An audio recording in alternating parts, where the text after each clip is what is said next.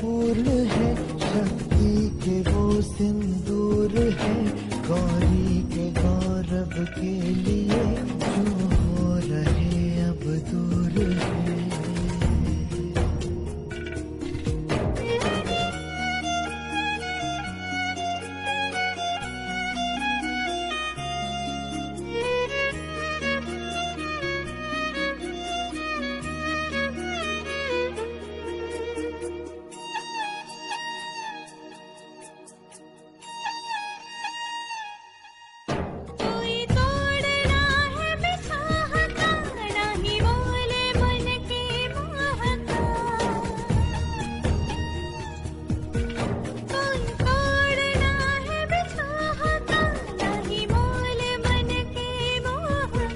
शिव जाने क्या है कालिका, अस्तित्व आदि शक्ति का।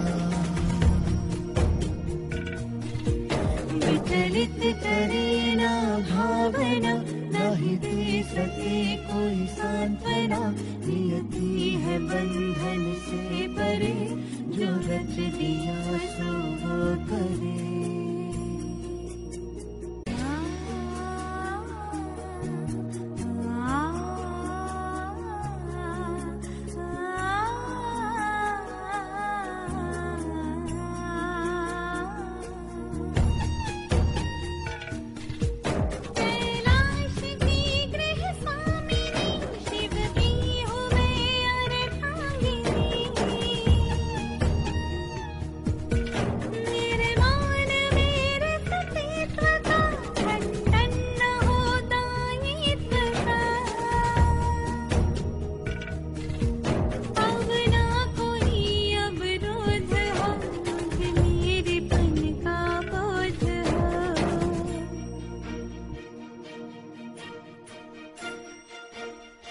गिरिजा में ऊर्जा शिव से है, गौरी से शिव में शक्ति है, ये दो नहीं है एक है, अनुभूति समाभिव्यक्ति है।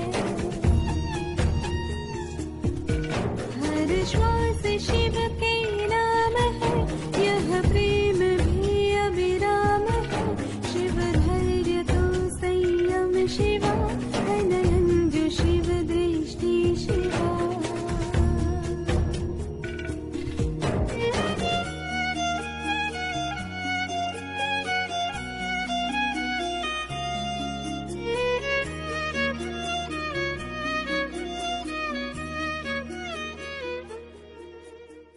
ओम शांति।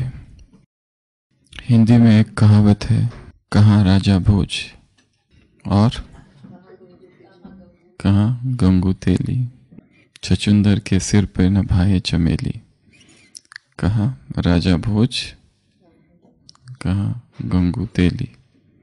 ये गंगू तेली कौन है? जी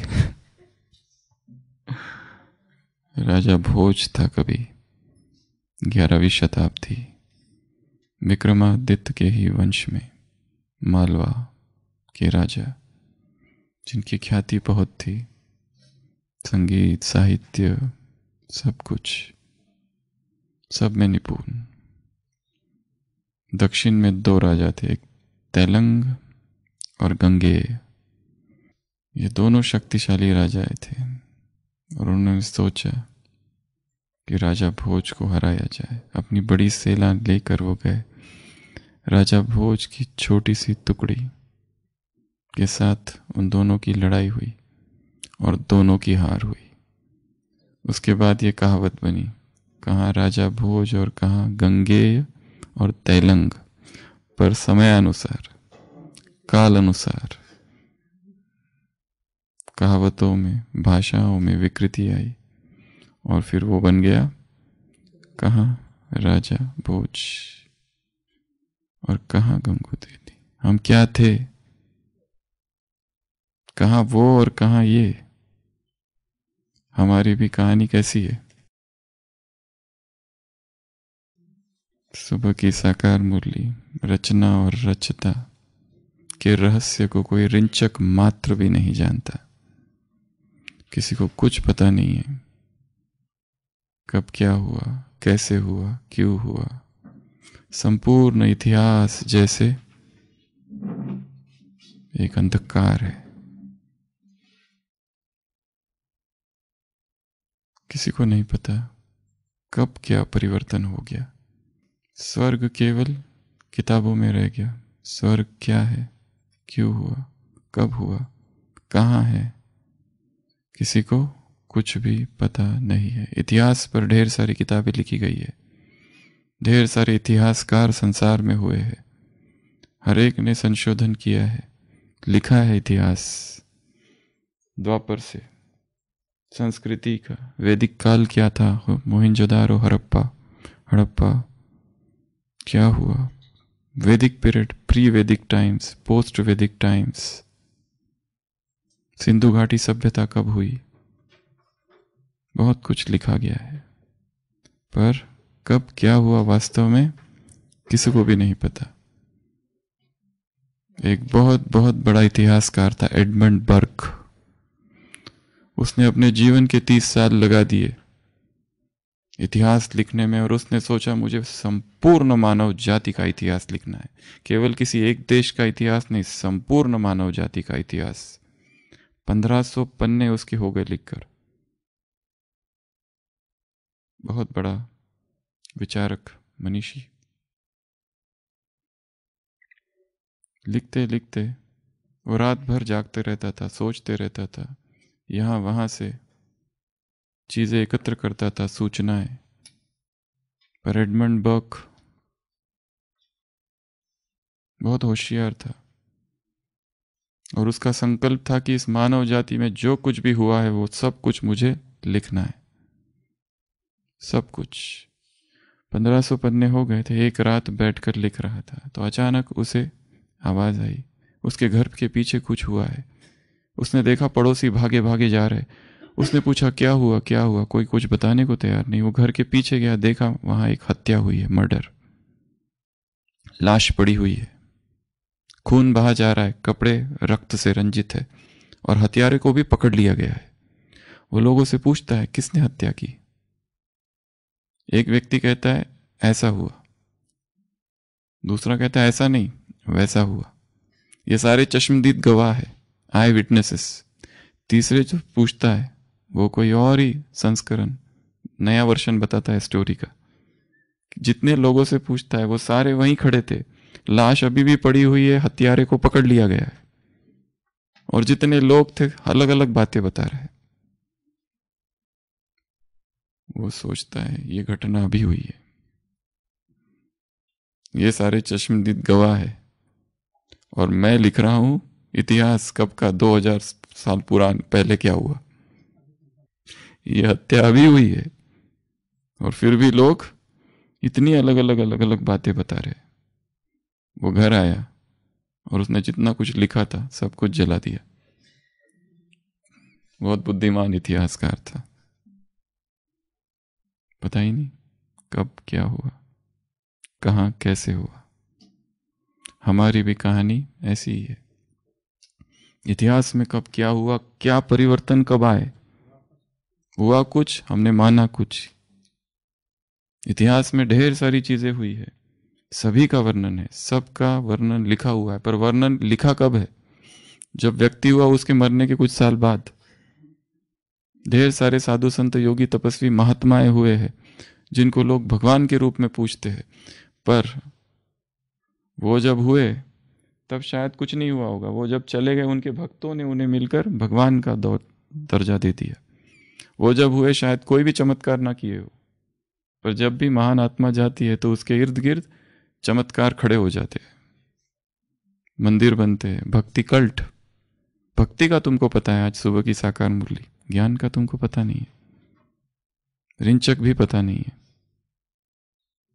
उसी तरह रोग की भी कहानी ऐसी ही है, बीमारी की भी कहानी ऐसी है।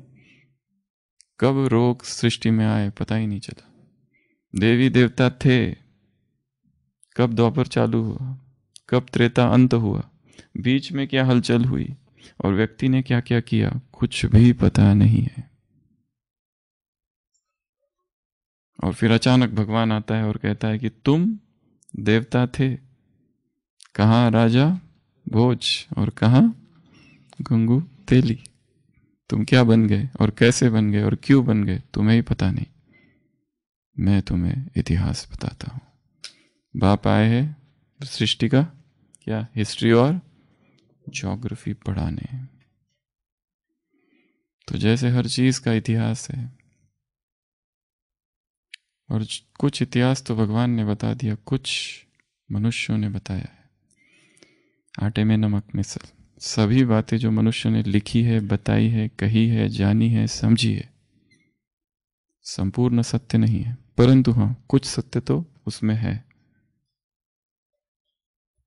संशोधन व्यक्ति ने किए हैं, और मनुष्य बहुत विचारशील प्राणी है, बुद्धिमान है, उसके पास बुद्धि है, वो चीजों को देखता है, निष्कर्ष निकालता है, समझता है। तो रोगों की इस कहानी में जिससे हमारा शरीर रोगी हो गया, मन रोगी हो गया, चित्त विक्षिप्त हो गया, हमने बहुत सारी चीजें अब तक जोड़ी है। किसी ने कहा ईश्वर का प्रकोप है इसलिए बीमार पड़ गए, किसी ने कहा ईश्वर की नाराजगी है, किसी ने कहा शाप मिल गया है तुमको, किसी ने कहा तुम्हारा कर्मों का हिसाब है, हिसाब किताब। ये ब्राह्मणों का सबसे फेमस मोस्ट सेलिब्रेटेड टूल है जिसका वो प्रयोग करते हैं जब बीमार पड़ते हैं। तो क्या है ये? हिसाब किताब है। हिसाब किताब चुकतू हो रहा है। मुरलियों से हमने वो सारी चीजें उठा ली है जो हमारे काम की है। कल एक मरीज आए थे अपने पिताजी को लेके, तो 2-3 प्रश्न हमने पूछे। वो बोले ये हमारे डैडी जो है ना, ये जो मतलब की बात सुनते हैं, बस मतलब की बात अगर कोई दूर से भी कह रहा है ना वो उनको सुनाई देती है, बाकी उनको जो उनके मतलब की बात नहीं, जो उनके कान में भी कहो तो भी ना सुने जैसा करते। सिलेक्टिव हियरिंग लॉस है। जो काम का है बस उतना ही सुनते हैं, बाकी उनको सुनाई नहीं देता है। तो हमने भी क्या किया है, बड़ी चतुराई से, चालाकी से कौन कौन से शब्द उठाए हैं? ड्रामा। कौन कौन से शब्द उठाए? हिसाब किताब, कार्मिक अकाउंट्स। ये क्या है? हमारा कर्मों का अकाउंट है। क्या कर रहे हो? कहाँ बिजी थे? सेवा में बिजी थे, बाबा की सेवा। ये सब शब्द हमने उठाए और हम इनका प्रयोग करते हैं अपने को बचाने के लिए। शरीर साथ नहीं दे रहा है। वजन इतना क्यों बढ़ गया? पेट सपोर्ट नहीं कर रहा है। क्या हो रहा है? पेट सपोर्ट नहीं करता, टेस्ट सपोर्ट नहीं करती। इसीलिए किसी मुरली में बाबा ने कहा था, ड्रामा शब्द का प्रयोग कौन कर सकता है? सबको अधिकार नहीं है इस शब्द का प्रयोग करने के लिए। इस पर भी मुरली है कोई एक, इसको ढाल की तरह यूज करते हैं स्वरक्षा के लिए। तो ऐसी ढेर सारी बातें हुई है जिससे हम रोगी हुए हैं और इनको हम प्रयोग करते हैं। और क्या है कारण जो बताते हैं? युक्ति से नहीं, रोग के कारण क्या बताते हैं? मनुष्य गोलियां है खा लो, मौसम को दोषी ठहराते, मौसम बदला ना इसलिए ये हो गया। कल पहले भी हुआ था, अभी भी हो रहा है, और बाबा की मदद का अनुभव होता है इसमें। और क्या? बाबा कहते हैं संगम युग किस लिए है? बाप किसने? ये संगम युग के सुहेज है। बाबा ने तुम्हारे लिए सब कुछ तैयार किया है, खाओ पियो और मौज करो। कुमार जीवन है किस लिए? इसी के लिए तो है। बीमारी मतलब आराम का समय, बाप को याद करो उस समय। और क्या कहते हैं हम बीमारी के लिए? बीमार होने के बाद हमने बहुत चीज़ों से बीमारी को जोड़ा है। गलत आहार से जोड़ा हुआ है, ये खाया तो वो हो गया, इसलिए ऐसा हुआ वैसा हुआ। हमारा शरीर साथ नहीं देता है, शरीर कमज़ोर है, बचपन से ही कमज़ोर है, आज का नहीं है, बचपन से ही ऐसा ही है। ये भी एक अच्छा कारण है। उम्र हो गई है, हम फलानी जगह से आए, हमारे वहाँ वो भोजन था, यहाँ वो नहीं मिलता ना, इसीलिए हम जहाँ थे वहाँ वो पानी था, ऐसी तासीर ये आबो हवा यहाँ की हमें सूट नहीं होती, माउंट का पानी हमको सूट नहीं होता है, यहाँ का पानी बहुत भारी है, हमारे उधर वैसा नहीं था। और टेंशन बहुत है, टेंशन से जोड़ा है, काम बहुत है, बहुत मेहनत करनी पड़ती है, सेवा ज़्यादा है, टाइम ही नहीं मिलता। कब करे ये सब चीज़ें, पुरुषार्थ के लिए टाइम नहीं है। हमने ढेर सारी चीज़ें रोगों से जोड़ी है, एक चीज़ को छोड़ के, जिसकी हम अभी कुछ दिनों तक चर्चा करेंगे। और ये बड़ी विस्फोटक चीज़ है जिसकी हम चर्चा करने वाले हैं। इस सीरीज का नाम है कहाँ बगीचों का मालिक और कहाँ खेती का गुलाम। ये गुलामी की दास्तां कब से चालू हुई, ये गुलामी कब से चालू हुई, ये रोग कब प्रवेश कर गए हमारे जीवन में, हमें पता ही नहीं चला। और इन रोगों ने हमें इतना भारी कर दिया है कि हमारा लक्ष्य एंजल ऑफ लाइट बनना, फरिश्ता बनना, चमकीली स्वर्ण काया यहीं पर अनुभव कर लेना। योग में स्थिति ऊंची ऊंची हो जाए, पर वो योग की स्थिति ऊंची न होकर हमें क्या मिलता है? निद्रा, आलस, प्रमाद, नशा, थकान, अनिद्रा, बहानेबाजी, अलबेलापन, ये सब से हम घिरे हुए हैं। और इन हर एक के उत्तर में हमारे पास, प्रश्न के लिए हमारे पास एक बहुत सा अच्छा उत्तर रेडीमेड तैयार है। अगर किसी ने पूछ लिया ना तो तुरंत तैयार है। कोई कहे कि तुमको आज योग में नींद आ रही थी, उत्तर हमारे पास पहले से है, एक रेडी रखा है, स्पेशल उत्तर। जैसे कि रात में नींद नहीं हुई पूरी, मच्छर थे, गर्मी थी, लाइट चली गई थी, बाजू वाला खर्राटे ले रहा था, लेट हो गए थे और रात में 2-3 बार उठना पड़ा, बुखार जैसा लग रहा था। अभी है नहीं, अभी नहीं है, रात में लग रहा था, गरम गरम लग रहा था। रात को आता है बस नहीं, बुखार आता है पर मतलब वो थर्मामीटर में नहीं आता है हमारा बुखार। जब भी वहां देखते हैं ना उसमें तो नॉर्मल दिखाते हैं, पर बुखार रहता है उसमें नहीं आता है।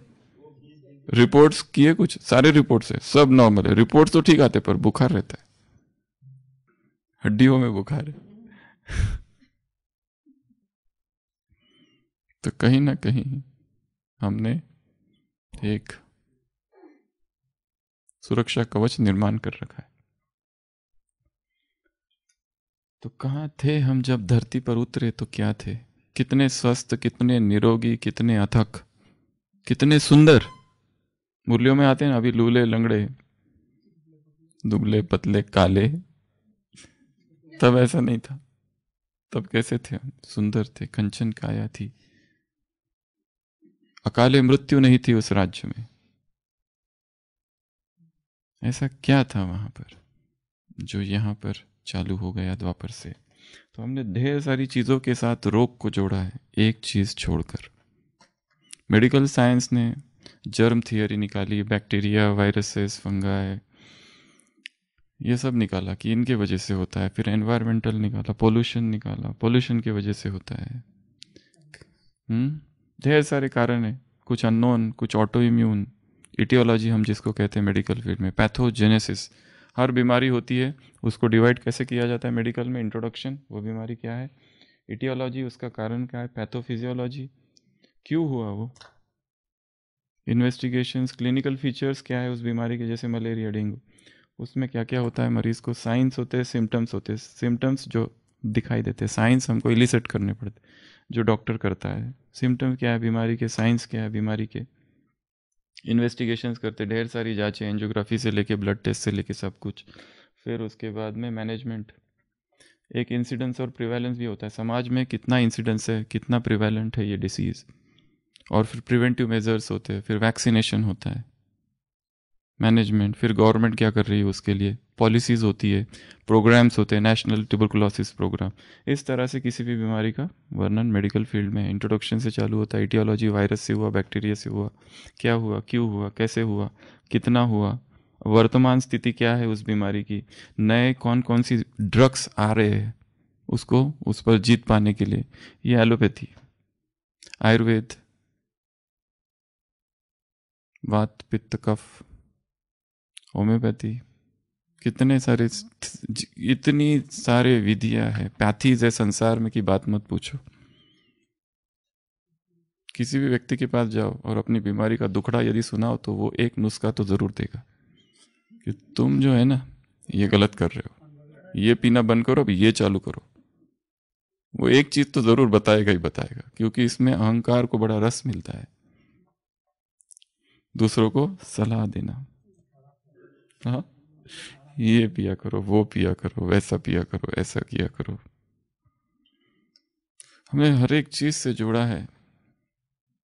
ज़्यादा तेल खाते हो ना इसलिए बीमार पड़ते हो, ज़्यादा ये खाते हो ना इसलिए ये होता है। नमक कम कर दो, शक्कर कम कर दो, फिर थोड़ा सा नेचुरल फल खाया करो, फ्रूट खाया करो। ये सब चीज़ों से हमने जोड़ा है, सब से जोड़ा है, नमक से जोड़ा है, मसालों से जोड़ा है, ये प्रोसेस्ड फूड है इससे जोड़ा हुआ है, ये ज़्यादा मशीन से गुजारा हुआ है इससे जोड़ा हुआ है, हर चीज़ से जोड़ा हुआ है। एक चीज़ को छोड़कर, वो क्या है? नहीं, बीमारी का कारण, किस चीज की वजह से बीमारी होती है? हर चीज से जोड़ा है बीमारी को। और भी कुछ है कि इसके वजह से, अगर इसको हटा दिया जाए, कम कर दिया जाए, तो बीमारी अपने आप कम होगी। उस पर रिसर्च चालू है। कौन सा? एक मुख्य कारण रहा है अनाज, सीरियल्स, ग्रेन्स। अनाज मानव सभ्यता को रोगों के नर्क में घसीटने का एक बहुत बड़ा कारण रहा है। हमें आंख मूंद कर सिखाया, हम आंख मूंद कर सदियों से इस गैर मानव आहार को पैदा करते जा रहे, खाते जा रहे। कभी पलट कर, रुक कर विचार तक नहीं कर पाए कि वास्तविक ये मानव खाद्य है भी नहीं। मानव सभ्यता को जीवित रखने में अनाज ने जो प्रशंसनीय योगदान दिया है, वही दूसरी ओर बहुत सारी बीमारियां भी उपहार में दी है। अनाज अर्थात क्या क्या? मेन तो तीन है, तो गेहूं, दूसरा चावल, और तीसरा दालें। ये तीन दालें, ढेर सारी दालें, चावल हर प्रकार का, और गेहूं के साथ और भी दूसरे भी है, मक्का, ज्वार और बाजरा, ये सारी चीजें। ये रोटी, मतलब जब तक रोटी का टुकड़ा अंदर नहीं जाता, कितने भी फल खा लो, कितना भी सलाद खा लो, पेट भरता नहीं। रोटी तो चाहिए ही चाहिए, आधी रोटी मिल जाए बहुत है। नहीं, बहुत तो नहीं है, पर मिल जाए तो तब तक तृप्ति नहीं होती, संतुष्टता नहीं होती। मन में शांति नहीं होती है, एकदम तन बदन में खुशी का अनुभव होता है। गरम गरम उस पे मिल जाए। रोटी के प्रकार, एक होता है रोटला, एक होता है खाकरा, एक होता है थेपला, एक होता है पराठा, एक होता है तंदूरी, पूरी, कितने सारे प्रकार है उसके। कहीं ना कहीं, हाँ, बाबा जो बातें करते हैं वो अलौकिक बातें हैं। शब्द जो है उसके पीछे भावार्थ कुछ और भी होता है। तुमको मिनिमम दिया जाएगा जो तुम्हारे शरीर के लिए जरूरी है, वो उसका भावार्थ है। दूध घी की नदियां, दूध की नदियां थोड़ी होती है, वो कहावत है।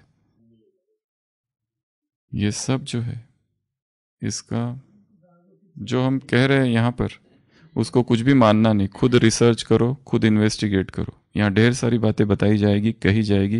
ये डिस्कशन चाहे तो 1 महीना भी चल सकता है, केवल एक ही टॉपिक पर, अनाज। वो निष्कर्ष पर आप खुद पहुंचो कि रोटी सच्ची है या खोटी। रोटी है खोटी और आटे में है घाटा। जीवन में अनाज को अपनाने के बाद मानव उत्तम स्वास्थ्य का धनी नहीं बन सका, रोग उसका स्थायी साथी बन गया। अनाज से रोगों का संबंध हमने कभी जोड़ा ही नहीं। सब चीजों से जोड़ा, सभी चीजों से। अचानक एक दिन कैंसर, क्यों कैंसर हो गया? ना तो बाहर का कुछ खाते हैं, ना तो गुटखा, तंबाकू, बीड़ी कुछ भी नहीं, न दारू। 3 टाइम बाबा के घर में है, याद में बाबा के खाते, और एक दिन अचानक ये कहाँ से आ गया।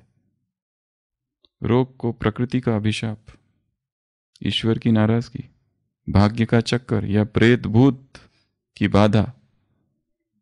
किसी ने कुछ किया है। मेरे पास तीन बार एक तांत्रिक मुझ पर प्रयोग कर रहा है। कल एक आत्मा ऐसे बता रही थी पर बाबा ने मुझे बचा दिया हम उसके विभिन्न लाक्षणिक उपचारों की खोज में जुट गए। सिम्टोमेटिक ट्रीटमेंट ना सिर्फ वेदों ने, बल्कि हमारी सारी पौराणिक गाथाओं में, यहाँ तक कि आयुर्वेद में भी एक झूठा अंधविश्वास हम तक पहुंचा दिया गया है कि जन्म, मृत्यु और बुढ़ापे की तरह रोगी होना भी सुनिश्चित है। ये हमें बिलीफ सिस्टम है कि रोगी तो होना ही पड़ेगा, बूढ़ा तुमको होना ही पड़ेगा, का शरीर कमजोर, ये तो प्रकृति का नियम है। देवता बूढ़े होते थे क्या?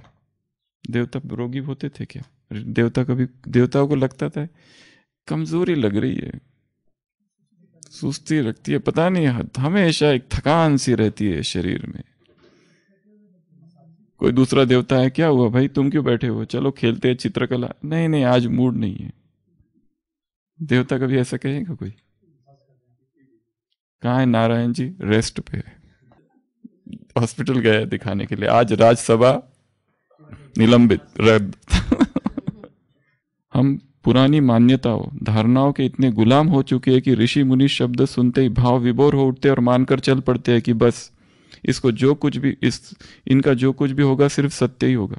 इसलिए वेदों और पुरानी गाथाओं की अंधी मान्यताओं को हम संदेह की दृष्टि से देखने का कभी हिम्मत ही नहीं जुटा पाते। हमारे सारे वेद शास्त्रों में सैकड़ों गलत कहानियां भरी हुई है, परंतु हम अधार्मिक होने के भय से च्यूत तक नहीं करते। जो कुछ लिखा है उसमें वो राइट है, बस मानते जाओ, मानते। इसलिए तो भगवान आज की मुरली, रचना और रचता को रिंचक मात्र भी तुम नहीं जानते, कोई नहीं जानते, मैं बताता हूं क्या है। सब रिजेक्ट कर दिया। वेदों में जो कुछ लिखा है, पुराणों में जो कुछ लिखा है, सारी कहानियां क्या है? दंत कहानियां है। उसी तरह ढेर सारे शास्त्र बने हैं रोगों के ऊपर, बीमारियों के ऊपर, इलाज के ऊपर, पर व्यक्ति तो बीमार होता ही गया। 100 साल पहले जितनी बीमारियां नहीं थी उतनी अब है। स्वास्थ्य प्रकृति का नियम है और व्याधि मानव का प्रयत्न। कमाई है तुमने ये बीमारी, अपने पुरुषार्थ से, अथक पुरुषार्थ से बीमारी को कमाया है। खून पसीना बहा बहा के बीमार हुए हो। स्वास्थ्य प्रकृति का प्रयत्न है और व्याधि मानव का प्रयत्न है। पूर्णता प्रकृति की, अपूर्णता मानव की। शरीर का स्वाभाविक गुण स्वास्थ्य है, व्याधि नहीं। प्रकृति के नियमों से हटते ही व्याधि अंकुरित हो उठती है। जन्म मृत्यु से व्याधि का क्या लेन देन? जन्म मृत्यु और बुढ़ापा प्रकृति के अटूट नियम है, परंतु व्याधि अटूट नियम नहीं है। व्याधि कमानी पड़ती है जो अप्राकृतिक है। जन्म मृत्यु बुढ़ापा अप्राकृतिक है। इसके भी ऊपर का स्टेटमेंट है, इवन बुढ़ापा भी प्राकृतिक नहीं है, अप्राकृतिक है। मृत्यु भी क्या, क्यों इतनी जल्दी मरते? अकाले मृत्यु, मरना ही नहीं चाहिए देखा जाए तो। फिजिकल इमॉर्टेलिटी, शरीर को अमर बना दिया जाए, ऐसा क्या कारण है कि शरीर मर जाता है? क्यों? उसमें विजातीय द्रव्य तत्व प्रवेश करते हैं, तब मृत्यु होती है। दांतों का शीघ्र गिरना, दंत रोग, बुढ़ापे का शीघ्र आना, याद नहीं रहता है चीजें कहाँ रखी थी, कहाँ क्या, कुछ याद नहीं। वास्कुलर डिमेंशिया, सीटी स्कैन कराओ, एमआरआई करा तो ब्रेन सिकुड़ा हुआ, कम उम्र में, 50 साल की उम्र में, कुछ भी याद नहीं है। बालों का सफेद होना, रीढ़ का कड़ा हो जाना, कुबड़ा बन जाना, हड्डियां कठोर हो जाना, धमनियों का कठोर हो जाना, एथेरोस्क्लेरोसिस, ब्लॉकेजेस, यहाँ पैर, सारी धमनियां कठोर हो जाना, मोतियाबिंद, गैस, अपच, कब्ज, मधुमेह, बहरापन, आंखों का कमजोर होना, सर्दी एवं कई प्रकार के चर्म रोग हो जाना, इत्यादि रोगों के अनेक रूप इस सदियों में भुगतते आ रहे हैं और इन्हें स्वीकार किए बैठे। सबसे मुख्य कारण व्यक्ति बीमारी से छूट नहीं पाता क्या है? वो उसको स्वीकार कर लेता है, यह है, और अब मुझे जीवन भर दवाइयाँ खानी ही पड़ेगी, ये बीमारी मुझे है। वो ये सोचता ही नहीं कि ये क्यों हुई है, कहाँ से हुई है, कारण क्या है। क्योंकि इन सभी रोगों का वर्णन हमारे पुराने ग्रंथों में, वेदों में, शास्त्रों में मिलता है, इसलिए हम दिल को बड़े भोलेपन से बहलाकर संतुष्ट हो जाते हैं कि रोग का तो सदियों से मानव से नाता रहा है। अब हम भी भला रोगी हो गए तो इसमें आश्चर्य की क्या बात। किसी ना किसी रूप में और कभी ना कभी बड़े रोग में उलझना तो हमारे जीवन का जन्म सिद्ध अधिकार है। जितना बड़ा आदमी उतना बड़ा रोग। छोटी मोटी बीमारियां नहीं होती हमको, सिर्फ बड़ी बड़ी बीमारियां। और छोटे मोटे डॉक्टर के पास हम नहीं जाएंगे, बड़े, तब कहीं तृप्ति होती है, स्टैंडर्ड मेंटेन रहेगा। जब तक जेब थोड़ी खाली नहीं हो जाती तृप्ति नहीं होती है। हम भी कुछ है, इसलिए तो हम बुढ़ापे की सारी सुरक्षा पहले से ही कर रखते हैं, ये मानकर कि बुढ़ापा भी एक रोग है, इस पर रोग का तो कोई ना कोई लेबल लगेगा ही। लोग ठंडी आहें भरकर बड़ी अदा से कहते हैं, भाई क्या भाई, ये तो शरीर रोग तो आगे पीछे, शरीर के रोग तो आगे पीछे लगे ही रहते हैं। शरीर का दूसरा नाम ही रोग है, बीमारियों का ये घर है। मशीन तो घिसेगी, ये लोगों के तर्क है। जैसे घुटने घिस गए, क्या हो गया भाई, घुटने घिस गए, दर्द होता है, हाँ बुढ़ापा है इसलिए घिस गए, सोच रहा हूं ऑपरेशन का, घुटने नी रिप्लेसमेंट। परंतु हम क्यों रोगी होते हैं, इसका हमने कभी जवाब नहीं ढूंढा। शीघ्र बुढ़ापे के दुखदायी लक्षण क्यों भोगने पड़ते हैं, कभी इसका जवाब नहीं ढूंढा। पिछले जन्मों का कर्मफल समझकर या समझाकर चुप हो गए। सदियों से हमारे बच्चे लूले, लंगड़े, टेढ़े मेढ़े, गूंगे, बहरे, काने, पागल, दिमागी रोगों से ग्रस्त और विकृत पैदा हो रहे हैं। आज 20वीं सदी में हमारे बच्चों की यह स्थिति है कि पैदा ही होते हैं उन्हें तरह तरह के भयंकर रोग हो जाते हैं, जैसे कैंसर, मधुमेह, हृदय रोग, दमा, गठिया, मिर्गी, क्या क्या रोग गिनवाए। हम बर्बादी के उस कगार पर आकर खड़े हो गए हैं जहाँ से पीछे लौटने और एक स्वस्थ समाज के निर्माण में हमें सदियां लग जाएगी। कम से कम अब हमें जाग कर चौंक कर पूछना चाहिए, ये सब दुख क्यों, ये सब बीमारियां क्यों, ये रोग क्यों। आओ खोजबीन करें। अनाज एकमात्र कारण कहना बिल्कुल उचित नहीं है, और भी रोगों के बहुत कारण है, परंतु अनाज का सभ्यता को रोगी बनाने में बहुत बड़ा योगदान रहा है। इसके साथ हमने कभी नहीं जोड़ा, तेल के साथ जोड़ दिया, प्रोसेस फूड्स के साथ जोड़ दिया, कुक्ड फूड के साथ जोड़ दिया, क्या कहते हैं उसको, फास्ट फूड के साथ जोड़ा रोगों को, मौसम के साथ जोड़ा, सबके साथ जोड़ा, पर कहीं ना कहीं अनाज के बारे में कभी नहीं सोचा। हाँ वो तो चाहिए, रोटी तो चाहिए ही चाहिए, वो तो जीवन का आधार है। रोटी, कपड़ा और मकान, ये तीन तो मुख्य है। सारा जीवन की ये सारी भागदौड़ किस लिए, 2 वक्त की रोटी मिल जाए बस। मजदूर सारे दिन भर क्यों मेहनत करता है, किस लिए, बस पेट, पापी पेट का सवाल है। भूख, भूख और चीज किसी चीज से नहीं मिटती, रोटी चाहिए उसको। मानव मूलतः फल मेवे खाने वाला प्राणी रहा है। जब धरा पर व्यक्ति आया तो क्या थे, फ्रूटेरियन थे, फलाहारी थे, और अभी क्या बन गए, अनाजहारी और रोगी। उसने परिस्थितिवश मजबूर होकर अपने आप को इस हालत में जीवित तथा सुरक्षित रखने के लिए मांस, अंडे, दूध, शहद, जमीकंद, हरी पत्तियां एवं अनाज खाने की आदत बनाई। कल्पना की जाती है कि सबसे पहले जंगल में आग लगाने के बाद जले भुने अनाज के दाने मानव न खाए तो भूख में थोड़े मीठे से लगे, बस यहीं से उसका परिचय अनाज आग में पकाकर खाने से हुआ।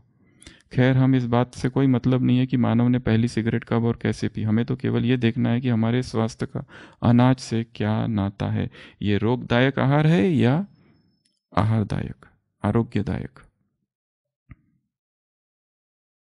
आग के आविष्कार के पहले अनाज खाने का सवाल ही पैदा नहीं होता। आग कहीं ना कहीं आविष्कृत हुई है। ये सतयुग, ये त्रेता। यहाँ हम आते ही ऊपर से शरीर इतना स्वच्छ था, इतना सुंदर था। कई इतिहासकारों ने इसकी लिखा है, जब व्यक्ति पहली बार धरातल पर आया, क्या खाया, उसको किसी चीज की आवश्यकता नहीं, कॉस्मिक रेस से ही वो चलता था उसका शरीर। इतना स्वच्छ था, इतना प्योर था, आंतों में कोई मल नहीं था, कोई विजातीय द्रव्य नहीं थे, शरीर सत्व प्रधान था, इतना सुंदर था कि केवल सूरज की किरणें, कॉस्मिक रेज, कॉस्मिक लाइट से ही जीवित थे। पहला आहार उसका रहा है बारिश का पानी, रेन वाटर। दूसरा उसका आहार, वो जब नीचे आया तो फ्रूट्स खाने लगा, फिर वो भी रस, पहला रसाहार, फिर धीरे धीरे फ्रूट्स। और वो भी, यदि सतयुग में क्या खेती होती थी? बहुत बड़ा प्रश्न है।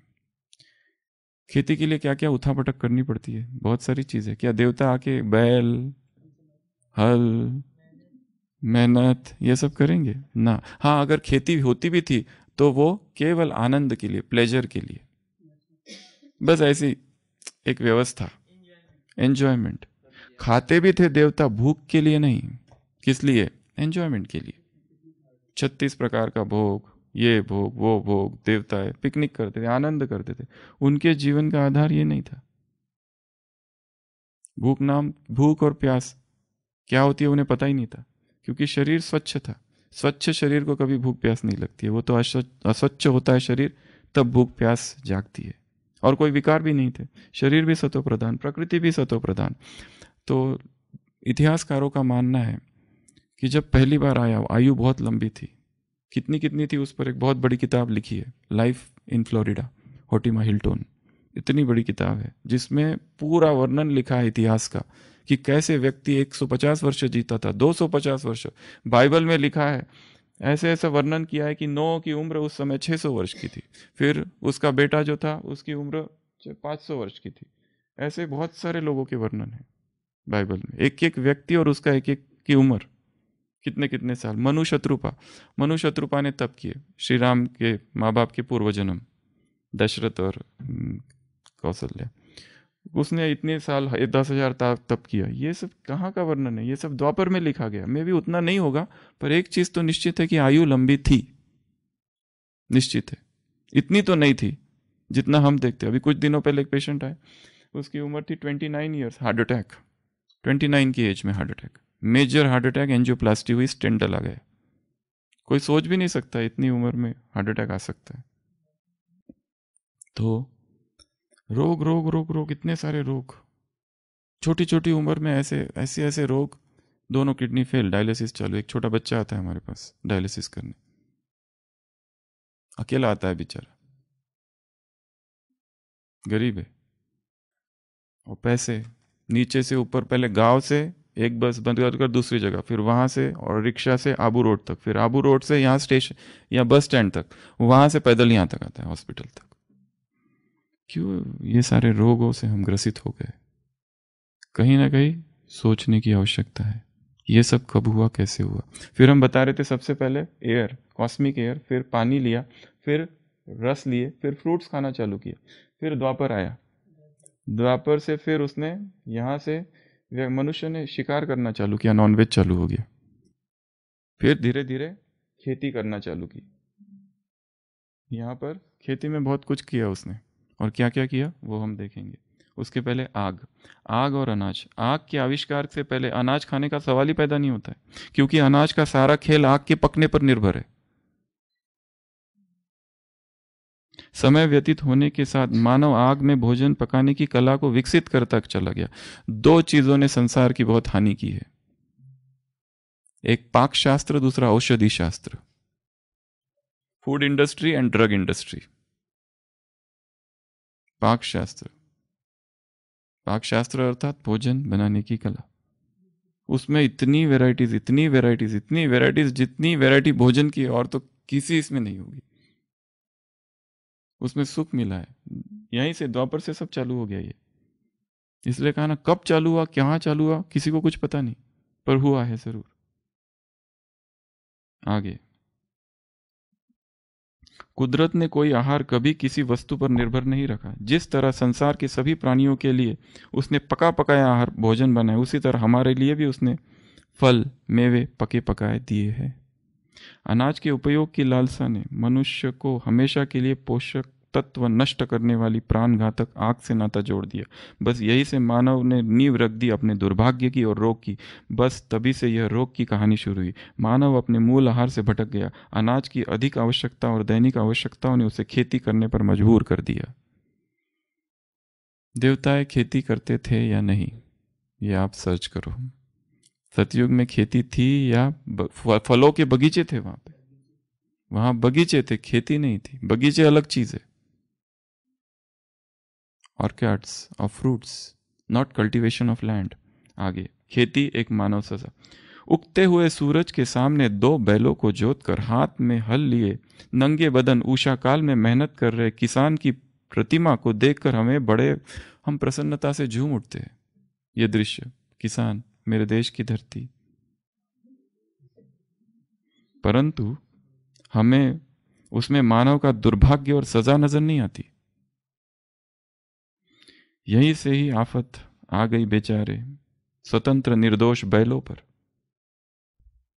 देखा है, खेतों में मारा जाता है उनको। ना सिर्फ बैलों पर बल्कि ऊंटों, गधों, घोड़ों, गायों पर, क्योंकि मानव अकेला भाड़ कब तक झोंकेगा। अपनी सजा से उसने इन भोले भाले निर्दोष प्राणियों को भी कैदी बना लिया। यहां से शुरुआत हो गई मानव के पशु अत्याचार की। ये सतयुग में शेर था, सब था। वो हिंसक थे क्या? नहीं थे। गाय मुरलियों में आता है ना, शेर और बकरी। ये हिंसक क्यों बने? क्यों हिंसक बन गए ये सारे प्राणी द्वापर से? क्योंकि राजा महाराजे क्या करने जाते थे? शिकार करने जाते थे। और क्या करते थे शिकार में? मारते थे उनको। इसलिए उनमें भी हिंसा के वाइब्रेशंस पहुंचे, वो भी हिंसक हो गए। नहीं तो वो हिंसक नहीं थे पहले। आखेट पर निकलते थे, मजा आता था। मनोरंजन था वो। निर्दोष पशुजात और विशेषकर बेचारे बैल उस घड़ी को बद्दुआ दे रहे होंगे जिस घड़ी मानव ने जले भुने अनाज के दाने रख दिए, चख लिए। इस निर्दोष पशु समाज की मानव ने खूब मिट्टी पलीत की, खूब निचोड़ा। जानवरों को अपना आहार, उपज का सहारा बनाकर मानव ने स्वार्थ और अत्याचार का दर्जा पशुजात से भी नीचा कर दिया। शुक्र है कि आधुनिक विज्ञान का, जिसने खेती की आधुनिक मशीनें ईजाद की। भोले पशुजात को राहत एवं स्वतंत्रता दी। जानवर हमारे सहचर प्राणी है, गुलाम नहीं। एक थियरी है जिसको कहते हैं EPW। EPW सुना है किसी ने?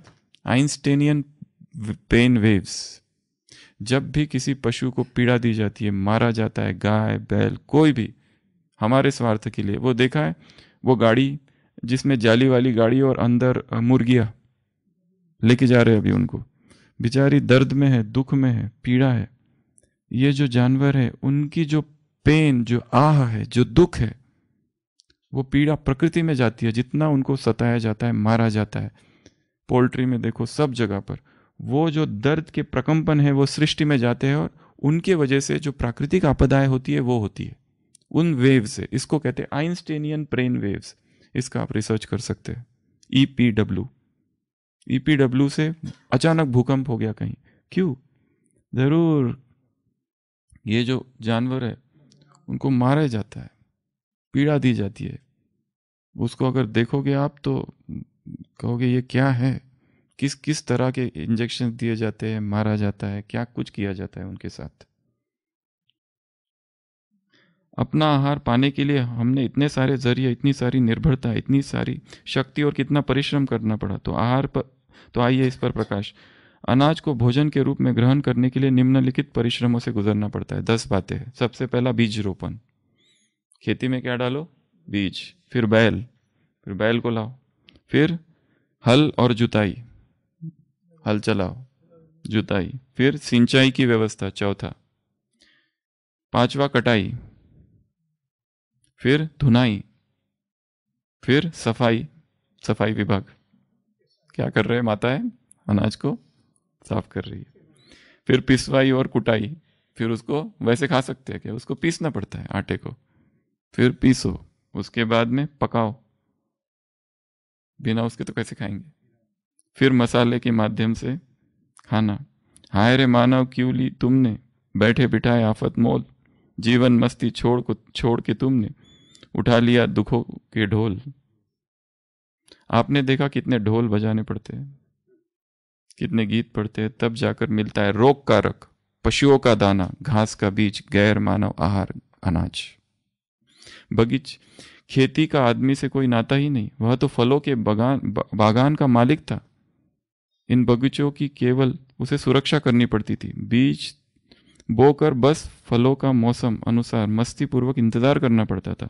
बगीचे का सम्राट जुट गया किसमें, हम बगीचे के सम्राट थे सतयुग में, कहाँ रुक जुट गए, खेती में मजदूर की तरह दुर्भाग्य का पसीना बहाने। खेती कुदरत का निर्देश नहीं, मानव दिमाग की खुजलाहट है। मधुर, स्वादिष्ट, सुगंधित, ताजे, प्राणदायी फल मेवों का भोग छोड़कर रूखे, कड़े, निर्गंध, स्वादविहीन, मामूली मिठास वाले अनाज के साथ आवश्यक आदमी जुड़ गया और गिर गया रोगों की खाइयों में। ये दाने किसका आहार है, पशु पक्षियों के, हमारे नहीं। हमारा आहार क्या है, फल। जितना वो आहार शरीर में जाएगा जिसके लिए हमारा शरीर बना है, वो रोग से मुक्त हो जाएगा। नहीं तो यहाँ दर्द, कमर दर्द, पेट में दर्द, अपच, गैस, एसिडिटी, उल्टी जैसा होता है, सिर दर्द होता है, माइग्रेन होता है, सिर दर्द दुखते रहता है, बीपी आ गया, अभी शुगर भी आ गया, अभी ये बॉर्डर पे है, कोलेस्ट्रॉल डॉक्टर ने बोला है नमक कम करो, अभी करने की कोशिश कर रहे हैं। कल से ही वो कौन सा भोजन चालू किया है, नहीं पेशेंट कहते हैं हाँ हम तो हमेशा मतलब हम तो वो वाला अभी खाना, कब से, अभी 2 दिन से नमक कम वाला। पेशेंट को पूछते हैं ना, बीड़ी बीड़ी पीते हो, नहीं नहीं बीड़ी तो छोड़ दी, कब से छोड़ी, अभी कल से ही, मतलब एडमिट होने से पहले से ही छूट गई, कल से ही छोड़ दी। और ऐसे बात करते हैं जैसे कि सदियों से छोड़ दी। ऐसा कोई नहीं बोलता, वो कहते छोड़ ही दी। अनाज अपना कर स्वास्थ्य का नाश तो मानव ने किया ही है, साथ ही साथ इससे भी गंभीर खतरा और असंतुलन उसने पर्यावरण के लिए पैदा कर दिया है। नदियों को हमने मोड़ दिया, उसका जो प्राकृतिक ये था, नदियों का जो प्राकृतिक बहाव था, जो रास्ता था, उसको हमने अपने स्वार्थ के लिए मोड़ा, दिशा मोड़ दी हमने नदियों की। डैम बनाए, क्या क्या किया उसके साथ, जंगल काट दिए हमने, पर्यावरण का नाश किया, किस लिए, अपनी खेती लगाने के लिए।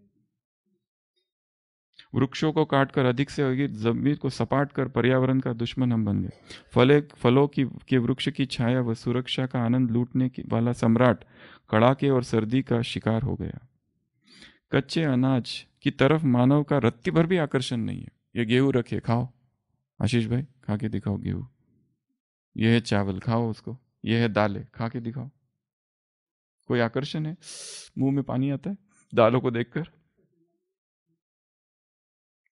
वही पशु पक्षी पशु इत्यादि से खूब चाव से झूम झूम कर खाते हैं, चिड़िया, क्योंकि इन प्राणियों का इस आहार पर जन्म सिद्ध अधिकार है।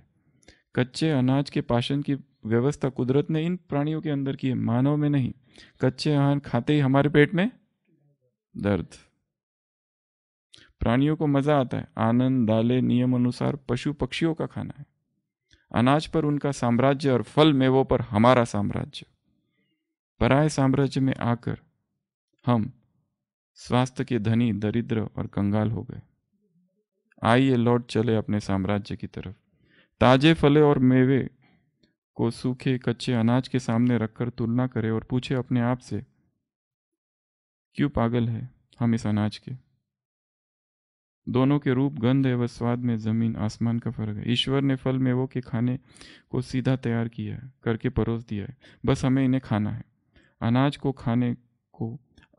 खाने को पशु पक्षी तैयार है। हाँ, अगर हम खाना है तो फिर आग जरूरी है, पकाना जरूरी है। ये अनाज रखा हुआ है, अब इसको खाना है तो क्या जरूरी है, सबसे पहला फायर, सबसे पहले क्या चाहिए, फायर, ठीक है, फिर पका दिया, चलो भाई पका भी लिया, ये चावल है, उसको पकाया, शर्करा में परिवर्तित हो गया, शुगर में, थोड़ा खाने योग्य लगा, भूख कड़ गए, इसलिए खा तो लिया, परंतु ज्यादा खाया नहीं जा सकता, थोड़ा नमक चाहिए फिर उसमें। क्या चाहिए फिर अभी?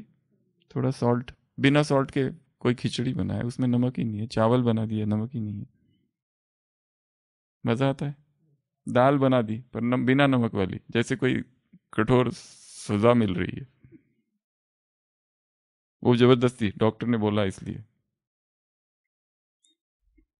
थोड़ा नमक, घी या मीठा या थोड़ी मिर्ची मिल जाए ताकि थोड़े खाने में सहूलियत हो जाए।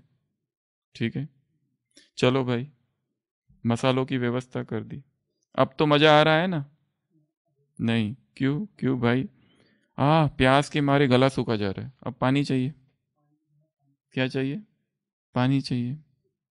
चलो भाई, पानी भी पी लिया। ये नमक, मिर्च, मसाले, घी या गुड़, चीनी हमारे मुंह के पास फटक ही नहीं सकते थे। मुंह में घुसने का कोई बहाना ही नहीं था। अनाज ने अच्छा बहाना दे दिया इन हानिकारक चोरों को अंदर डालने का।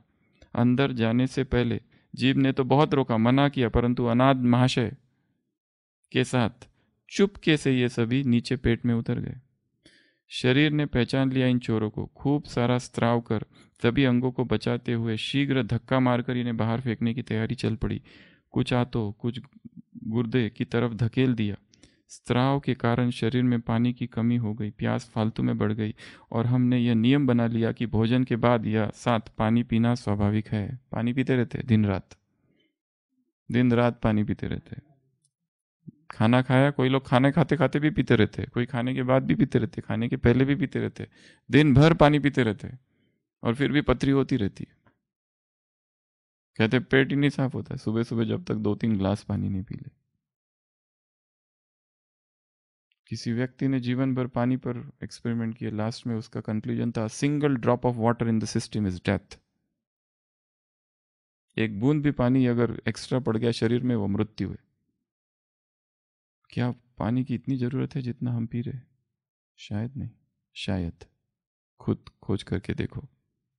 आइए जरा अनाज को फीका ही खाकर देखे। फीके चावल खाओ, फीका दलिया खाओ, फीका बाजरा खाए, फीकी रोटी खाए। क्यों भाई साहब, फल में से अधिक मजा आ रहा है कि नहीं? अरे भाई, इतने बेस्वाद ढंग से मुंह लटका कर मजदूरी से क्यों गले में उड़ेल रहे हो? एक आहार खाने के लिए मानव को इन सभी कितनी चीजों का आहार लेना पड़ा? आग पहला, दूसरा नमक, तीसरा मसाले, चौथा चीनी। एक तो अनाज को 2 चीज़ों से, एक तो नमकीन बनाया जाता है या मीठा, मीठा बनाने के लिए तो चीनी चाहिए, शहद चाहिए, गुड़ चाहिए। दूसरा क्या चाहिए? घी, तेल की गुलामी अपनानी पड़ी। फेंक दो इस दास्ता पूर्व आहार को, पराया आहार छोड़ो अपना। जी हाँ, हमारा जो निर्धारित आहार है, फल और मेवे, स्वाद पोषण का अनोखा आनंद देने वाला अमृत तुल्य आहार है। सोचना है हम क्या खा रहे हैं और क्यों बीमार है और कौन सी चीज़ हमको भारी कर रही है। एकदम कुछ भी छोड़ा नहीं जा सकता है, इसलिए धीरे धीरे धीरे धीरे कम करते जाना है उसको। जो 4 बार खा रहे हैं वो 3, जो 3 बार खा रहे हैं वो 2, जो 2 बार खा रहे हैं वो 1 बार। 1 बार तक उसको ला लो, मतलब रात्रि 1 बार अनाज, बाकी सारे दिन भर दूसरी चीज़ें जो हमको हल्का रखे, ऊर्जावान रखे। जो 3 बार आहार अनाज ले रहे उनमें कहीं ना कहीं एक आलस्य रहता है, एक नशा सा रहता है, नींद आती है भोजन करते ही, ऐसा लगता है सो जाओ तुरंत। अमृत वेले उठने की इच्छा नहीं होती है, लेट उठते तो है नियम अनुसार, पर ऐसा मन कहता है थोड़ा और सो जाओ। उसका कहीं ना कहीं कारण इसका नशीलापन है। इसलिए उसको छोड़ते ही क्या होता है, शरीर मांग करता है, बेचैनी हो उठती है। अनाज, आम का मौसम आता है, आम 4 महीने खाते हैं, मौसम चला जाता है, कोई मिस नहीं करता हमको, अपने आप प्राकृतिक है। अनाज रोज खाता है, एक दिन कहो उसको आज अनाज नहीं खाना है, रात तक हालत खराब हो जाती है।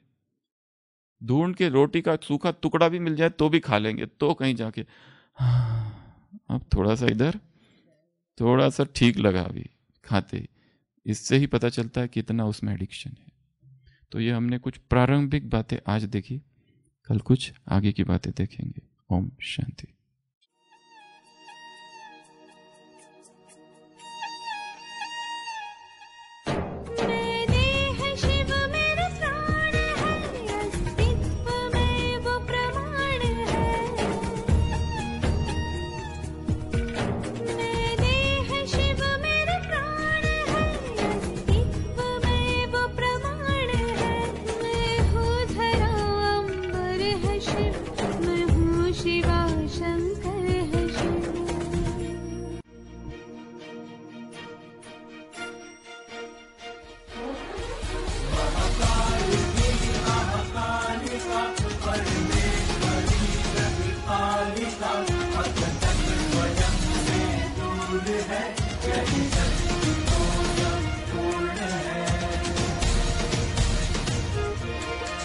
जय